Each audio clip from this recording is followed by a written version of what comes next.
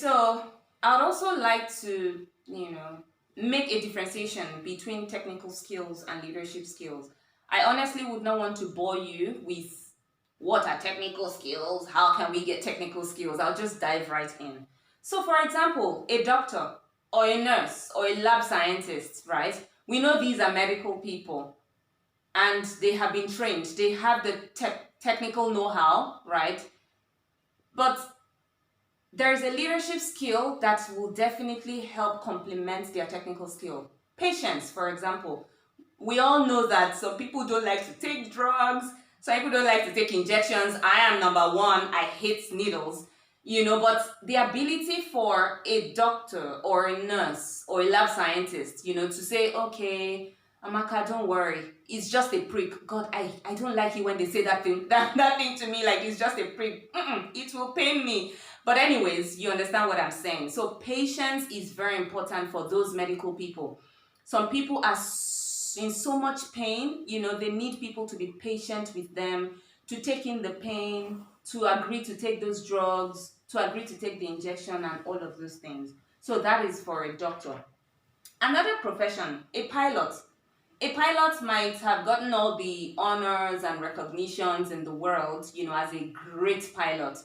But there's one leadership skill that can help complement that: empathy.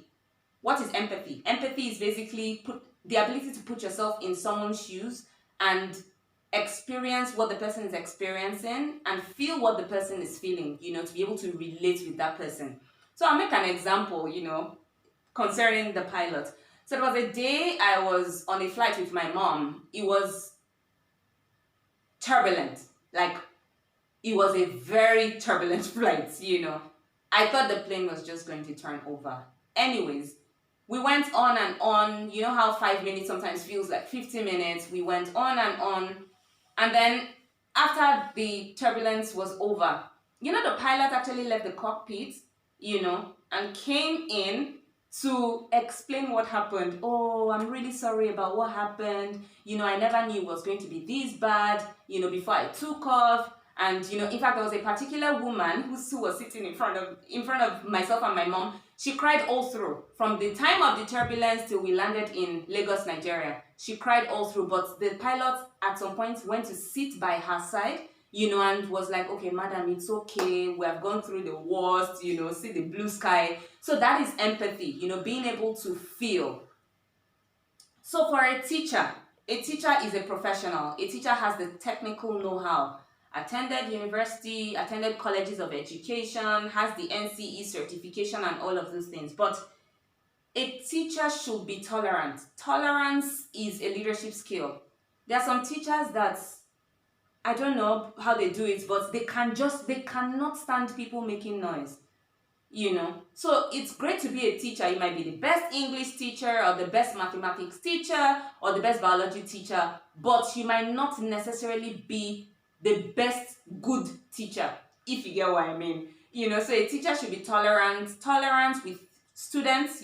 When students make noise, should be tolerant enough to calm them down. When students are indisciplined, be tolerant enough to correct them. And then there are some students that obviously they are not as fast-paced as their learning is not as fast-paced as other students. So the tolerance to understand their specific IQ levels, and be able to cope with it and help them through it. Artisans, I'm sure you know who artisans are. Tailors, carpenters, plumbers, electricians. I don't know about you, but those people, they are a blessed set of individuals. Some of them are great at what they do. Most of them actually are great at what they do. Fashion designers who are really fantastic and all. But they lack a necessary leadership skill: reliability. Most of these artisans, you cannot rely on them. It's from one disappointment to another disappointment. I have Christmas coming up. I give you clothes for my twin girls, and you tell me to come next week. I come next week. Your shop is locked. You're totally incommunicado. I can't reach you. So if you disappoint me, I don't have any business knowing that you are a great fashion designer.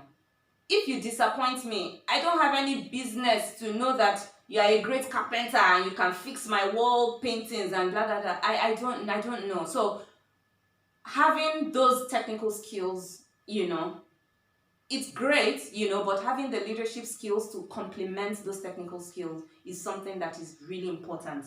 Lawyers are technically equipped to do what they do, So they have attended university, they have attended law school, they've, passed the bar exams and all of those things. But some lawyers actually lack research skills. So research skill is a major leadership skill, especially for this profession.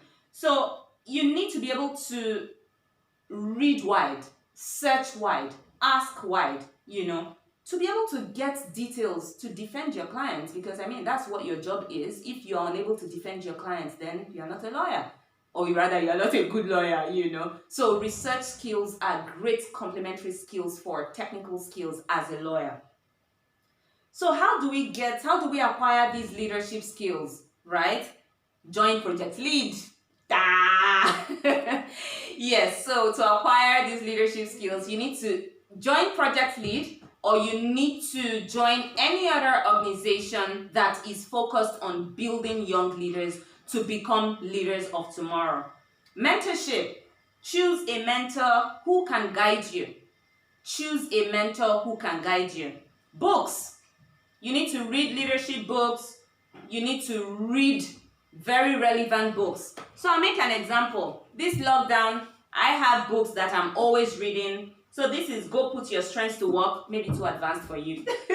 This is Honey, Why Are We Poor? This is a book on finances, and this is a book on personal development.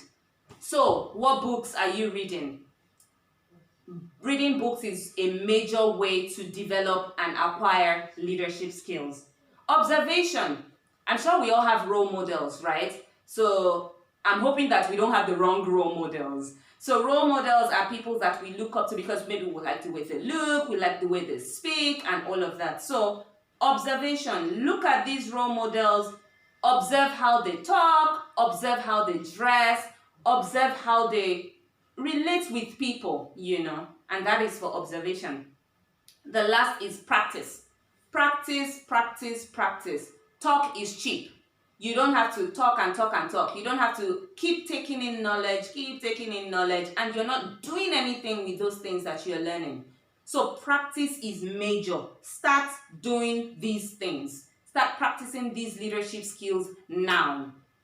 And guess what? It's best to start now so that you make all the mistakes that you can make now that you're in secondary school, so that by the time you move to the university, by the time you finish university, you will be able to really fit into the corporate space and fit into the society. I hope this has been helpful, and I'm really excited about this first month, because we'll have so many career professionals. We'll have lawyers, we'll have business people, we'll have educators, we'll have a lot of professionals, speaking to us on each leadership skill. So I would advise that you keep your datas on, keep your phones switched on, make sure your phones are charged, and then get ready to have a great time. Thank you all so much for watching. And I am super excited, that we're doing this together. Thank you. Bye.